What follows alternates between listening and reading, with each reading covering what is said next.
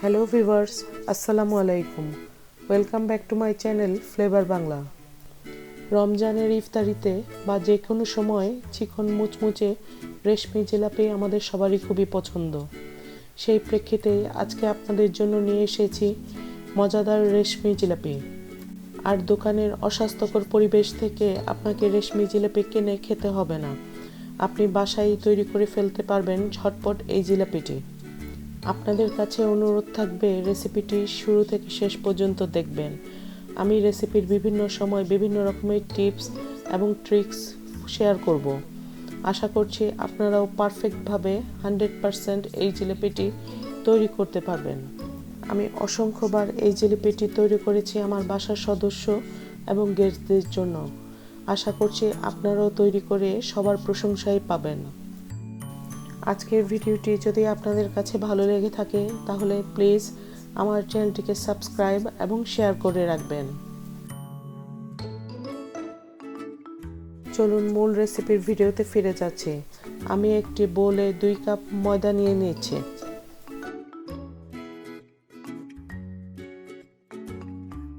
সাথে 2 টেবিল চামচ বেসন দিয়ে দিচ্ছি।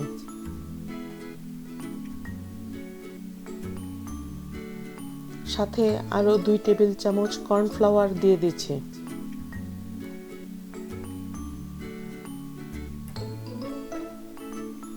তারপর খুব ভালো করে শুকনো উপকরণগুলো মিলিয়ে নিচ্ছি।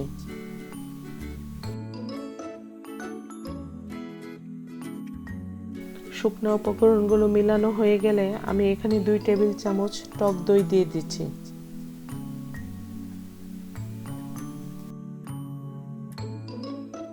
তারপর এখানে আমি নরমাল তাপমাত্রার পানি নিয়ে অল্প অল্প করে মিলিয়ে নিচ্ছি। এখানে আমি একটি ঘন ব্যাটার তৈরি করে নিচ্ছি। এখানে 1 কাপ পানি নেওয়া হয়েছে, কিন্তু আমি পুরোপুরি পানিটি ব্যবহার করিনি। 2 টেবিল চামচের মতো পানি কম ব্যবহার করেছি।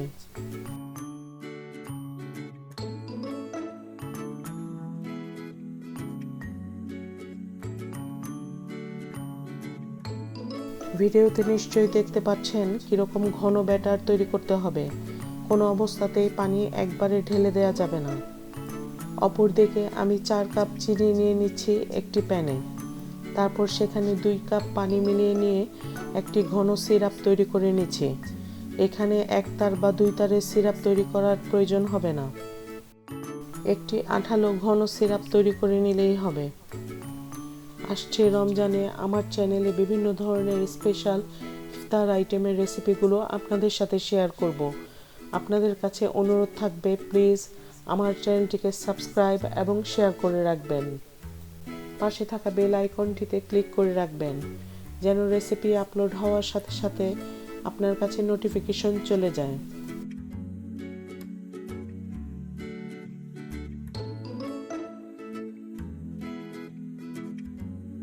যখন চিনির শিরাটি ঘন হয়ে আসবে সেই পর্যায়ে 1 চা চামচ লেবুর রস ব্যবহার করছি।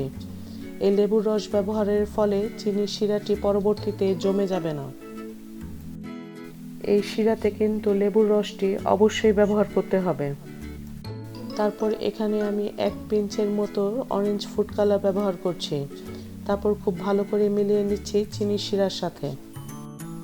আমি শুধুমাত্র দেখা সৌন্দর্যের জন্য এই অরেঞ্জ ফুড কালার ব্যবহার করছি।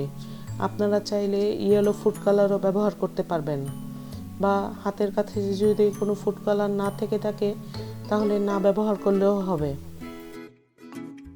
এবার আগে থেকে তৈরি করে রাখা জিলাপির ব্যাটারটির মধ্যে অর্ধেক চা চামচ বেকিং সোডা দিয়ে মিলিয়ে নিচ্ছি।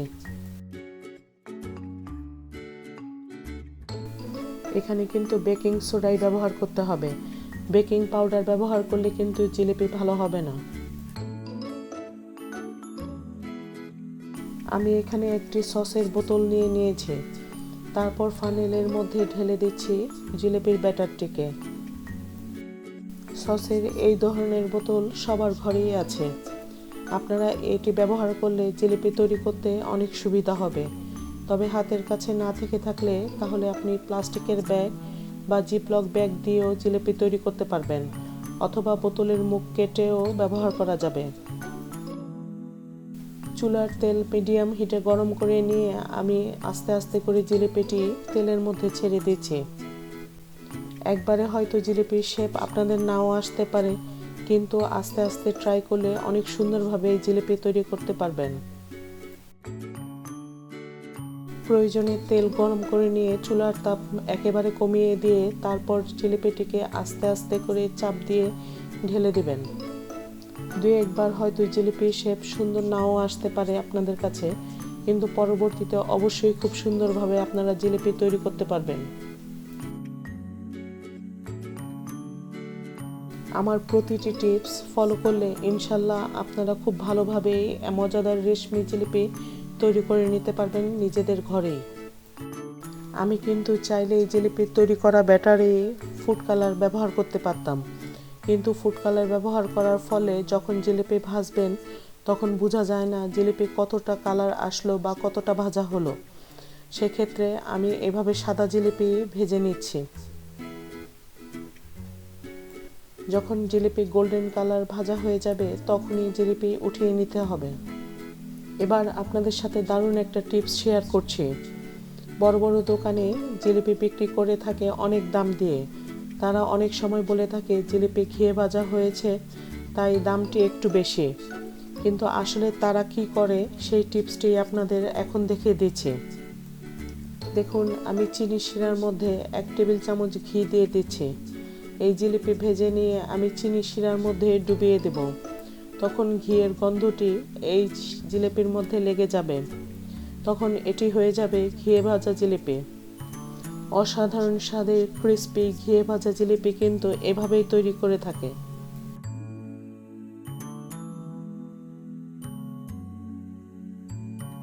এবার আরও একটি টিপস দিয়ে দিয়েছে।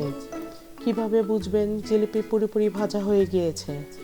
যখন জিলিপি গোল্ডেন কালার হয়ে গিয়েছে কিন্তু ভিতরের বুদবুদগুলো আস্তে আস্তে কমে যাচ্ছে, তখন বোঝা যাবে যে জিলিপি পুরোপুরি ভাজা হয়ে গিয়েছে।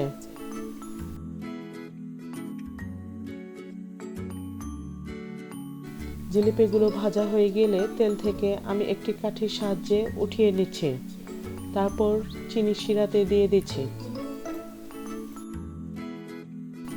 এই চিনি শিরাতে কিন্তু জিলিপিগুলো ঠিক 10 মিনিট ঘড়ি ধরে ভিজিয়ে রাখবো।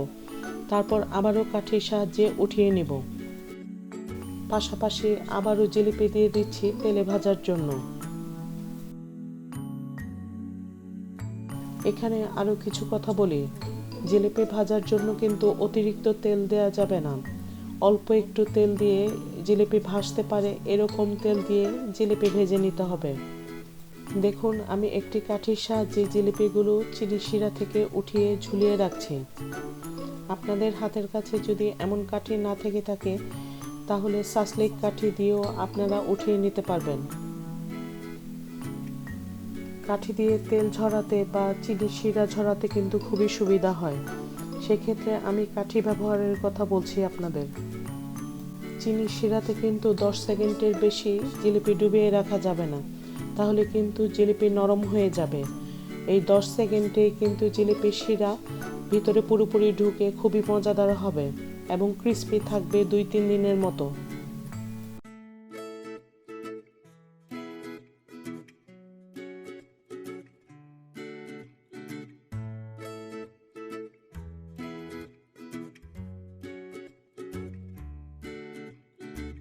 দেখুন, 1 মিনিটের মধ্যে কিন্তু জিলিপি থেকে চিনির শিরা ঝরে গিয়েছে। ভিতরে কিন্তু পরিপূর্ণভাবে চিনির শিরা রয়েছে। তৈরি হয়ে গিয়েছে অসাধারণ স্বাদের ঘিয়ের ফ্লেভারযুক্ত মজাদার রেশমি জিলিপি।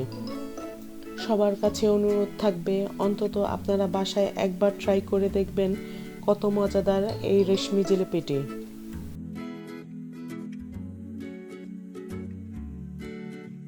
আজকের ভিডিও রেসিপিটি যদি আপনাদের কাছে ভালো লেগে থাকে তাহলে প্লিজ লাইক, সাবস্ক্রাইব এবং শেয়ার করবেন। পরবর্তী ভিডিওর নোটিফিকেশনের জন্য পাশে থাকা বেল আইকনটিতে ক্লিক করে রাখবেন। আজকের মতো এখানেই শেষ করছি। সবাই ভালো থাকবেন, সুস্থ থাকবেন। আল্লাহ হাফেজ।